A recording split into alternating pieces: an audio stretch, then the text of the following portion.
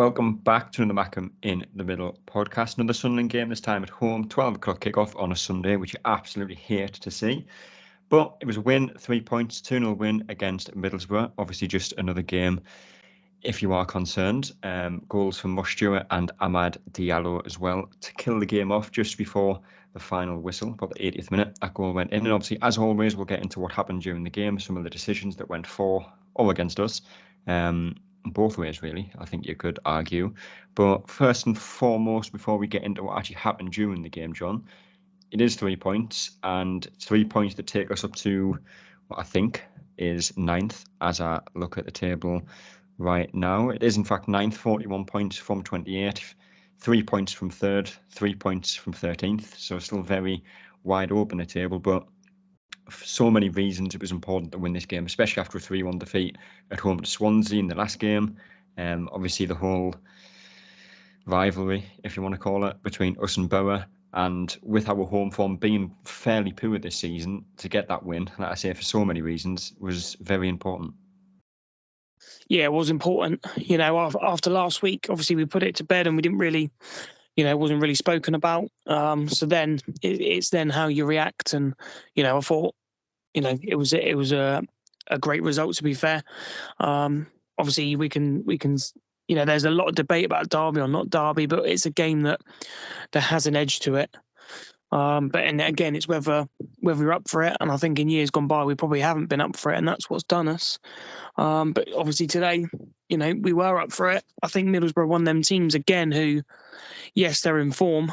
But, it's like when we used to come up against, League One opposition and they go, oh, well, they've got this amazing player. And you think every single week there's a team coming and you think, oh, but they're so good at this. And, to be fair, I wasn't really impressed with them, at all. But, there's still a job there to be done, and fair play to us for doing it. Touching on, obviously, where we are in the table, it does make you think if we'd have had, Ross Stewart or at least, a fit striker through that run, would we be, which I definitely think we would with the squad we got. If we'd have had those attacking players, I think we'd be well within a shout of at least, minimum the playoffs, solidified in there. So, yeah, it's a bit of a shame, that one. But, as we say, we keep building on, we keep building and we keep plodding on. Yeah.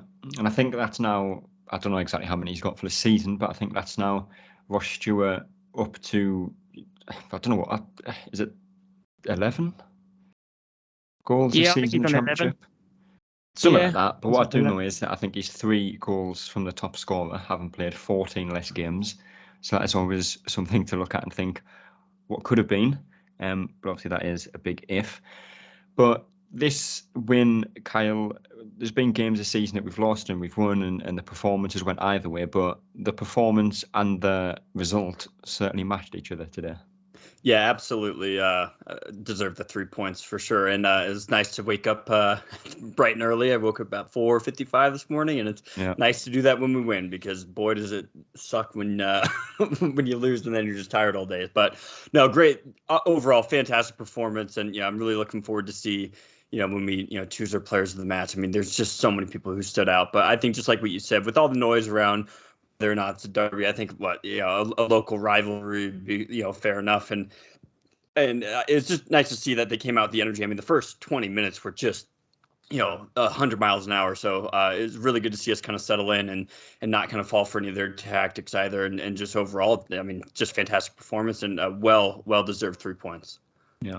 And you saying there that you woke up at 5 o'clock in the morning makes me sound bad for thinking that 10 o'clock was early for me to wake up. Probably the earliest I've woke up in the last 6 weeks, but it was worth it in the end. And yes. We'll kind of just get straight on to the game, John, and there's a few things to talk about. There's a few chances in the first half that came about. Obviously, there's a Ross Stewart chance, 2 Ross Stewart chances, I think, if I'm not mistaken. I think there was. And obviously a chance for Amad as well. So, like we said, the performance pretty much for the full 90 minutes. There was probably a 15-minute spell in the second half that we'll get onto where we did dip a little bit, but we could have been out of sight by half time. Yeah, we could have. I think that was the only real thing missing from our game. I think like you said, Amad missed a really, really good chance. I think the keeper gives it to him.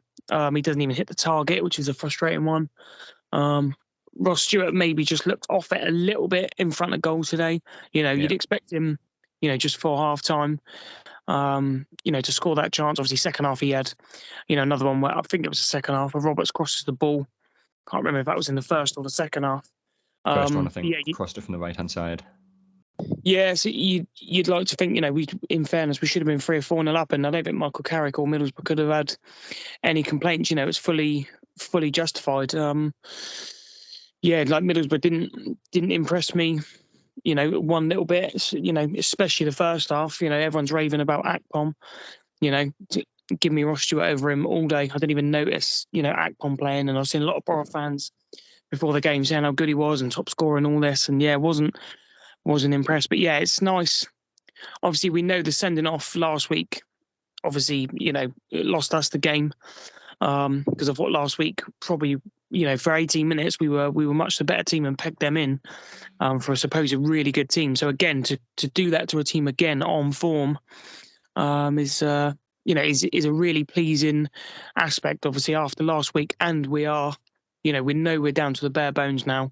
So even Ellis Taylor, who couldn't really get a game for Hartlepool, is on the bench. And, after that, it's the 15-year-olds, Chris Rigg and, Watson, I think the other kid. So, the squad at the moment is threadbare. So to be coming out with these performances, again, we say it most weeks, the recruitment team's got to take a lot of credit for what they've done so far. But maybe this week we may need to rethink it a little bit and, maybe add those in quicker, sooner, maybe rather than later. Yeah. And obviously the similarity between the Swansea game and the Boro game obviously comes from a refereeing decision. The Swansea one, which came from a penalty that we should have been given, didn't get given, it went down the other end, we get a red card. And it was the second half, about 5 minutes in, that a very similar thing kind of happened. Ross Stewart is played through by Patrick Roberts. It's a good ball from him, and he's racing through. Dale Fry, right up his neck. Stewart goes down, and I think it was about 5, 6, God knows how many seconds it was until the referee actually give it. And for them seconds, I was thinking this is going to be the same as the Swansea game, because I didn't think he was going to give it. But he did. He points to the spot. Dale Fry gets sent off, Kyle. And at the time, I didn't think there was much debate about it. It looked to be in the box. It was a red card. And, I didn't really see many kind of arguments that could have been made against it. But you look back, is it outside the box? I'm going to say yes. Should it have been a free kick? Yes. Have we got away with that one for the penalty? Absolutely. But the one thing that I don't think can be questioned in this one is the fact it's a red card. Because I know Michael Carrick came out at the end and said he doesn't trip him, he doesn't pull him back, he doesn't do this, that and the other. But he's brought Ross Stewart down when he's not attempting to play the ball, which by the rule of the game is a red card. Yep. And, credit to Ross Stewart as well, because, we've seen other strikers who probably, on worse form or maybe even sometimes better form, but they'll kind of take the dive beforehand.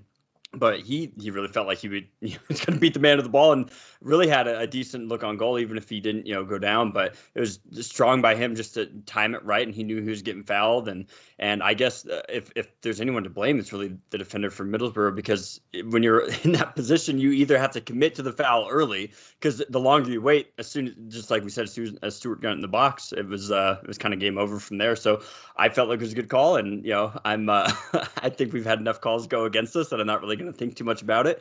And at least this week we don't have to have another Michael Bowers ref lashing. Yeah. So it's, as much as I enjoy those, it was nice for once to have a ref who felt, for the most part, like he belonged out there. So I think it was the right call. The red card for sure. The penalty was funny. I didn't really see very many replays even on TV, but I for sure thought it was going to be a red card. I think that was the right call, being that it was the last defender and then on goal. But the penalty was just a nice little bonus. Yeah. Is Carrick right to feel a little bit aggrieved about the penalty there, John? No, not for me. I think he's maybe deflecting.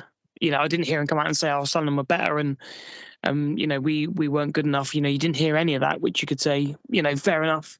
Obviously, a lot of managers come out and, try and just defend it. But it just seemed to me like, sort of deflective tactic of, his flying Middlesbrough team didn't turn up in what they perceive as their biggest game of the season. So for me, it's just a deflective tactic. Obviously there is pushing and shoving obviously on the way into the box, and I think he does get clipped on his on his leg. But ultimately, I think you've got to give Stewart a bit of credit because he knows the foul's coming because he's got the run on him, and to carry that run on into the box. And I'm sure it probably isn't 100%, but I'm sure if you are fouled on your way just into the box, I'm sure it can. If the foul, if the foul continues in the box, it is given as a penalty. But it's whether the foul did actually continue into the box. Yeah. So I'm maybe thinking if the referee thinks he's tripped him, which has made him obviously go over, which I think he has, he's going into the box. I think that's the reason he does then give a penalty. The guy's made no attempt to play the ball either, so I don't see how Carrick can argue it's not a red card either. Because if he's not there and he shrugs him off, he's got a clear shot on goal. Yeah. So I think it's one of them decisions where it might have been the wrong decision, but not a blatantly wrong one, like we've seen so many times this season. But it was given. Sunderland get the penalty, and like John alluded to a little bit earlier there, Kyle, Ross Stewart in front of goal probably had an off day, to be honest. He actually misses the penalty. In all honesty, it's not a great penalty, but a bit of slice of luck, which is always nice. He gets the rebound, he makes it 1-0, and from that point on, I think most Sunderland fans were fairly optimistic about the final result.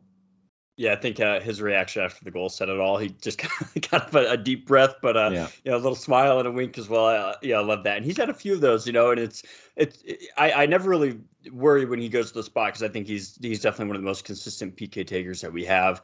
But he's definitely had a few of those. But funnily enough, he's always followed him up usually. So it's either it gets blocked, but he puts himself in good position to put it away. I think he scored 6 and missed 2. Presuming that counts as one of the misses. And I don't know if you can remember this, John, and whether I'm making this up, but did he not score the rebound and the other penalty he missed as well? I'm pretty sure he did. Yeah, I remember. I seem to have a weird memory of him missing a penalty and then scoring the rebound as well. Yep. But I could be completely wrong on that. I just made that up, so I'm not entirely sure. But no, I'm almost positive he's had one either earlier this season or end of last season. I can't remember. It all blends in now. So it does. But after that goal, John, obviously it's 1-0 very early in the half. Middlesbrough down to 10 men, and like we kind of saw against Swansea, obviously the roles reversed for this one, but we didn't really dominate the game as much as we could have after that red card. I think it was about a 10-15 minute spell after the red card where we looked far and away the better team, but everything was played in their half. But for about 10-15 minutes, the only criticism I would have of the game is that we did sit back a little bit too much and invite pressure, considering we had the man advantage. Yeah, that's the frustrating thing. I think we know how well we keep the ball, and it was maybe a little bit of complacency, thinking, well, we'll just keep the ball, because there was throughout the whole of the second half after the red card, there was that tiny bit of naivety just creeping in. Sometimes I think Barr lost the ball, Roberts lost the ball a couple of times. Michu got picked off maybe once or twice. But again, I think that's the thing you have with youth. I think if Corey Evans is in there, taking nothing away from Michu, because I thought he was excellent. I think it's more, you could see the centre backs, go mental at times, saying like, just relax, play the ball, keep the ball. The thing missing for me was a bit of tempo. Middlesbrough was just sort of sat off and just left us to it. And I think when we did, speed the tempo up, obviously we see how the second goal, comes. Is little intricate play. They're sort of chasing shadows, and then Ahmad with a fantastic bit of skill. It was, for me, it was the tempo. Because they did chase us quite well, and pressed us quite well. And obviously they had their little spell. But we know as of last week, with 10 men, it's really, really hard. And, when they have to go for it, you've then got to raise it and try and pick them off. And I thought, we did that okay, but I'd like to see it, a little bit more, sort of composed. And obviously the Olays came out quite early as well, which probably didn't help. A few people were thinking, oh, we'll just stroll around here, and to be fair, at times Middlesbrough did just stand and watch us play. There's other times, you need to keep your wits about you and maybe go for the juggler, because I think a third goal was probably definitely warranted. If we'd have scored a third, I don't think again Middlesbrough could have any complaints. But we didn't really go for it. I think Bennett got the ball a few times and just came back. You could tell it was just right. It's 2-0. Just leave it at that, and let's not really do anything. So yeah, maybe just things to work on. But again, we said the squad is stretched, and it's a lot of young players in there. So I think you're going to have those types of things. Yeah, and obviously on the topic of decisions, Kyle, I think Middlesbrough fans felt a little bit again, to use the word, aggrieved that they didn't get a penalty late in the second half. I can't actually remember it. I didn't see it. So that might be one for the people that watched it on TV. But at the same time, Sunderland could, and to be honest, probably should have had another penalty as well in the second half when I think it was a corner or a set piece or maybe just a cross. Ball goes to the back post. Dan Ballard just gets bundled still over. Almost got it too. Yeah. Still, he's still nowhere near the ball. Yeah. Ballard probably gets there if he doesn't get taken down, and it's in a decent position. He gets his head on that. It could have been a goal. It's one of them that if he gives that, he probably gives the Boro one.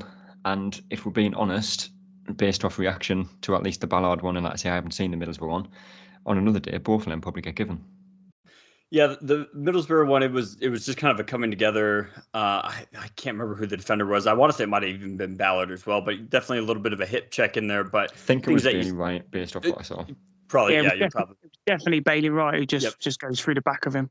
Yeah, it was a little bit of a hip check. I mean, it was right as kind of the ball would have been arriving. I think it was on Akpom as well. He was in a decent position, but I still don't think like it was a clear on goal or anything like that. But yeah, maybe we got a little bit lucky there. But like I mentioned before, we've had some decisions go against us. But I think this just leads us back to the bigger point, like we've already mentioned. Is up until this point, way too lackadaisical once we took the lead, and I think we were just kind of playing to their tempo, which we need to be the one setting the tempo, especially at home, and we're typically good at that. But it definitely felt as though we took our foot off the gas a little bit, and I'm sure that's something that's going to be discussed, and we got away with it this time. There's going to be other games like that where we have to remember to like I said, set our own tempo. Keep the pressure on, especially up a man, because they were, their counterattack was pretty solid for the most part, but credit to the back line for keeping things organized and keeping them out of the goal. Yeah. And although it was a worry, like I said, John, that we did sit back and kind of invited a bit of pressure on. We did get the second goal. Ahmad with his, what I think is 7th of the season. Robert gets the assist, and, we talk about them two all the time because the link-up play between them is, a second to none, and every time they get the ball, they're looking for each other. Ahmad will play it into Roberts. Roberts will give it back to him, and defenders can't cope with it. And this is exactly what happened for the second goal. I think Ahmad actually kind of starts the move, plays it out wide to Roberts. Roberts comes inside, Diallo goes out, and very similar, I think, in the way to the finish that he had away to Birmingham, albeit it went in the opposite corner this time. Yeah, it's a fantastic finish, and that's what we're saying about just raising that tempo, because even though they lost a man, the amount of space that we managed to create just by our passing was fantastic. And that gives Diallo the space, to run into, albeit, he has to go sort of around two defenders to find the gap. And, it's an excellent finish. He's obviously, the keeper's expecting him to go, to the far post, like he said at Birmingham. But he's gone into the near post, and it's just another one of those. I think if you actually watch the whole move, it's again a fantastic goal. And those two linking up, it was a case of, well, Ahmad's flying, Roberts can't get in the team. Who would have thought, if we can get Roberts in the team and Diallo, and get those two linking, it'll be an absolute blessing in disguise. You've got to maybe think, and this probably sounds a bit weird, Pritchard getting injured has probably given us that. I was just thinking that as well. It's an interesting point to make, because Pritchard is and has been one of Sunderland's most important players, and without him, there was games where you'd look at and think, how are we going to cope? And not just think that, but that is exactly how we played, because without Pritchard, we had nothing in the final third. No one will link up the play, but with Roberts and Diallo, they have a bit of everything about them. Yeah, exactly. And once that spark's there, you've definitely got to keep it in. And I know, and opposition managers will know, as soon as Roberts gets the ball, he's looking for Ahmad, and obviously vice versa. And even if it's still, it's like trying to defend against Lionel Messi. You know what he's going to do, but you can't stop it because it's just too good. Obviously we're not talking that level, but that type of concept, they're just zipping the ball around to each other. And Roberts couldn't even get in the team, when Embleton was fit. So again, you've got to look at it maybe as, the injuries are bad, but it's given us that. Sometimes you do find stuff that you do stumble on, and Mowbray said that Roberts is probably one of the best players in the league. Obviously, we know that, but now we've managed to get him in a side that's actually functioning all together. Whereas before it would have been, well, I can't play Ahmad and Roberts, because of that imbalance. And it's, it's again fair play to, the coaches and the tactical side of it. Proctor and Dodds in the background, obviously, it is working, and that's again another thing to be really impressed with. And how long have we been waiting to play what we'd call, I don't know, sexy football? Because I remember, locking long balls to bloody James Vaughan and, seeing if Lewis Grabban can get on the end of them and, all that type of shite. So, it's been a quick turnover, with Speakman and getting these types of players in and playing some really, really good football. Yeah, and it's finally, it's really, really good and pleasing to watch. Yeah. And like I said at the start, Kyle, 3 points takes us up to 9th. And quite incredibly, 28 games into the season, there's still absolutely nothing to separate pretty much 75% of the league. Obviously, for Burnley and Sheffield United, who have walked away a little bit. And obviously, that will probably tighten up a little bit coming to the end of the season, because there's not too many teams in Championship history that have been able to keep that kind of form up over a 46-game period, never mind including cup competitions, which I'm not sure if they are both still involved in. I know Sheffield United are, because I think they've got Wrexham in the FA Cup, if I'm not mistaken. Could be wrong on that one. I think that's who they've got. So other than them two, which, like I say, I think it will eventually slow down a little bit and the gap will slightly get a bit tighter towards them. Like I said, 3 points in our next league game could take us third. If we lose our next league game, could take us 13th. It's still very much a season where 1 week you're looking at promotion, 1 week you're looking over your shoulder. And I think it's probably a really good situation to be in, and I think even our front office probably sees that as well. I agree that we still definitely need to strengthen. We should always be pushing for playoffs. I think that's an important kind of culture to build within a club, is not being complacent and believing and seeing the opportunities as well, because every season you just never know how things are going to change. And this is by far the most, I think, stacked probably the championship's been at some time. And, you even look at the other divisions, obviously the Premier League's already, pretty much separated, as we talked about before. And even like League One, it's at the top, it's pretty close, but it's, pretty spread out after that. So there's just a lot of talented clubs out there right now, and especially in the championship, I think a lot of good, talent that's being dispersed. And I think we have quite a squad in our hands as well. I think if we strengthen just a few, just some depth pieces, I think that's going to go a long way. It'll be interesting to see. Hopefully the Lisi injury wasn't anything major. I know Gooch is out for 2 to 3 weeks, but I mean at least the form that we have these players in right now is just fantastic. I mean, you see the likes of Try Hume, who was speculated to go out on loan earlier this season, and look how well he's been playing, and these players all seem to be ready, and that's a credit to the staff to even if they're maybe not starting 1 week, it's we're an injury away or just one substitute away from really needing to rely on some quote unquote unproven players, and so far everybody stepped up. So it's a great spot to be in. We can, we don't have to worry about anyone necessarily behind us, but we can just kind of control our own destiny, so to speak, and really just focus on the games at hand. And it's nice not feeling the pressure that we did in League One to to win every week. And now it just makes it for a pretty enjoyable watch week in and week out. Yeah.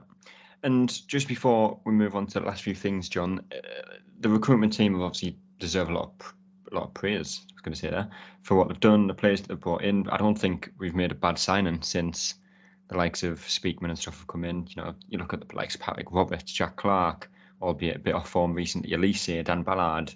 They've all contributed to where we are this season. Like Kyle said there, we are in a good position, but we are now 22 days into January, otherwise known as being 22 days into the transfer window, and we are still yet to sign anyone.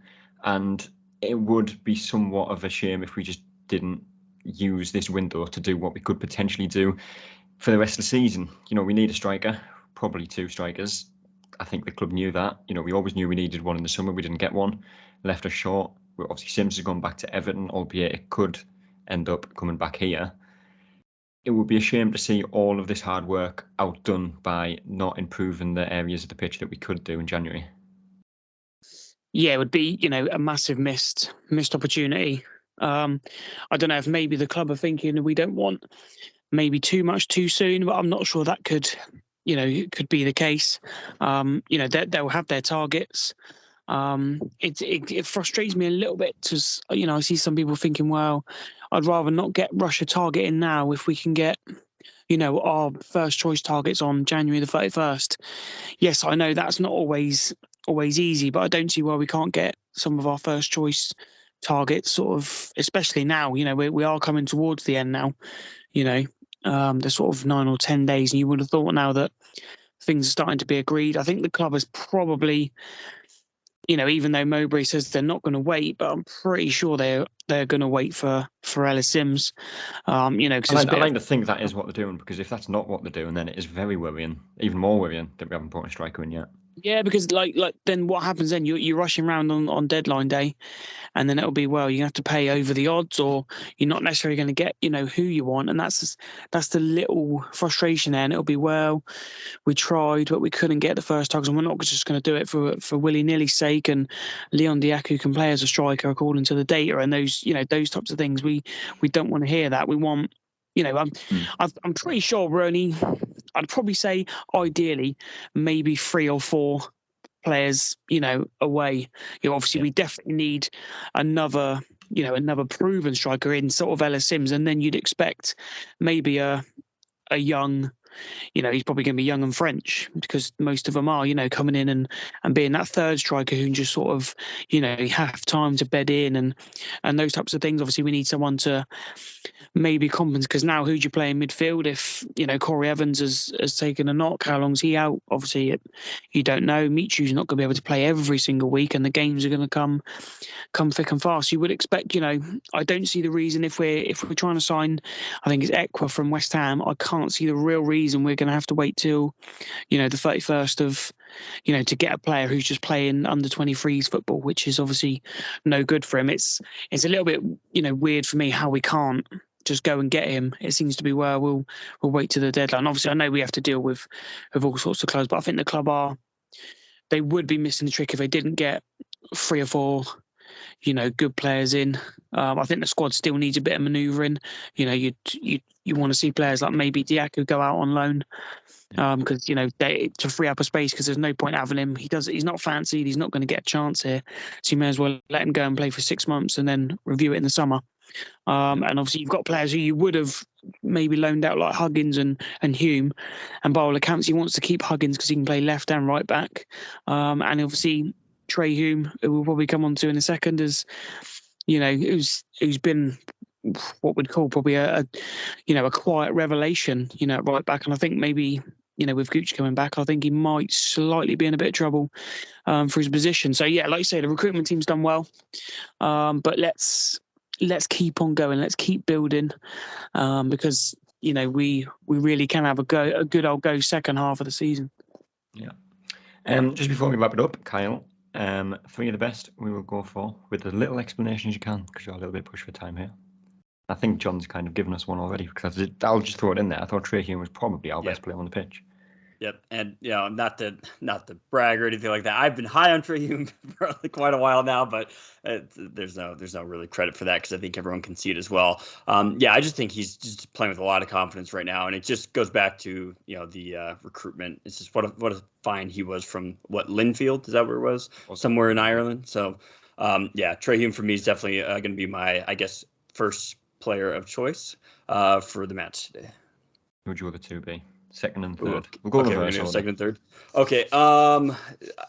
Loved what I saw for Ross Stewart. I think he could be it probably every other week, but the amount of energy he put in hustle. I mean, he was defending back on set pieces. He was picking the ball up from the midfield. So Ross Stewart would definitely be number 2 for me. And then third, I'll give a shout out to Michoud, because I think he came in. I don't think he was expecting to play much, but I thought he held his own really well. Had probably 1 or 2 opportunities on goal. Even one was kind of blocked right in the box. But I think Michoud played well, and I think that's going to go a long way to get more of these young French folk that we seem to be attracting. So if there's any more of them, then send them our way. Yeah. John, your top 3 in any order that you prefer.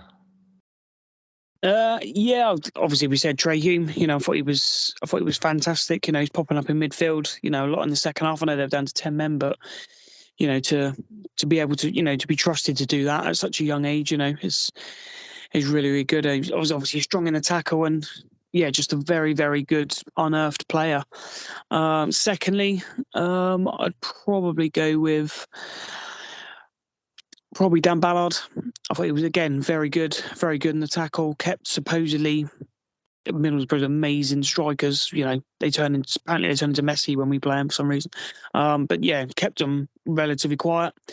And thirdly, my man of the match of the game would probably be a certain Mr. Dan Neil, who everyone should know by now is my favourite ever player. So I thought he was fantastic. Again, he's another one of the young ones who you would think, or you would see, he's like a senior player playing as, he's only like 1 or 2 years older, but he looks a senior one. And today, thought he was fantastic, excellent in the tackle, controlled the game, zipped it round, turned right, seems to have learned when to turn and when not to turn, and when to play easy balls and to run the game at such a young age. It's, if we don't keep building, then there's probably a day that we might lose him, which will be a sad day in my family. But today I thought he was fantastic in the game that was not a derby.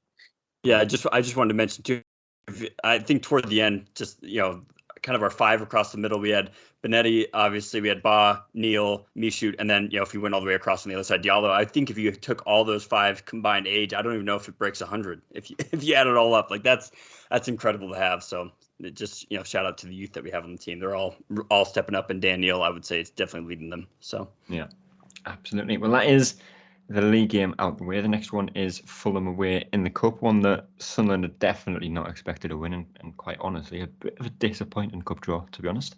Nonetheless, though, it's a different challenge. It's a Premier League team, and away to a Premier League team that are probably overachieving a little bit. I think they are top 6, if I'm not mistaken, maybe top 8.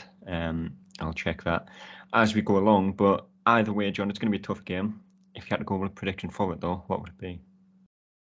I think that'll probably take us a bit lightly, and our squad that will probably have to play because of injuries is quite strong. So maybe I'll take a 2-1 win.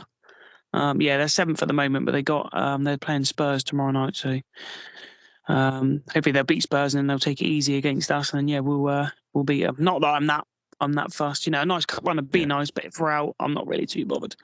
A win against Spurs would actually take them 5th, which is quite remarkable. But Kyle, predictions for that game?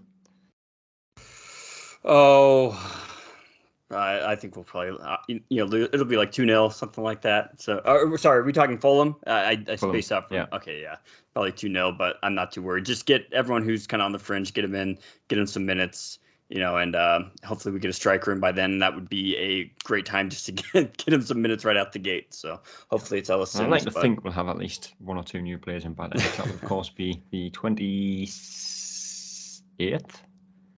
Yeah, we like leaving it late. I don't think we play in the league again now, do we? Till February. Yeah. So any new side will be available for that game, hopefully. So that's kind of good timing, I think. I guess if we're gonna leave it late, I guess if you win today, then I think it does help you. Right. If you'd have lost it, then well.